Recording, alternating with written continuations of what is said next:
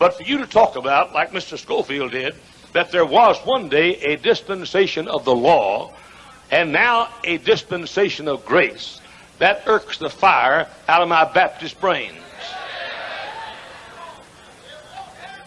I used to sit and hear preachers talk about the dispensation of law and the dispensation of grace, and I had the same idea that you have, many of you. You have the idea, and I had it, that there was a day in the Old Testament when men were saved by keeping the law. But in the New Testament, they're saved by grace.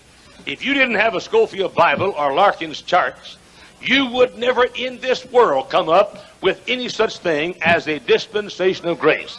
Bless your little pea-picking, cotton-picking heart. The dispensation of grace started as soon as man fell in the Garden of Eden and will continue until the last man is saved in the millennium. The dispensation of grace always has been, always will be. God's grace did not begin with the coming of Bethlehem.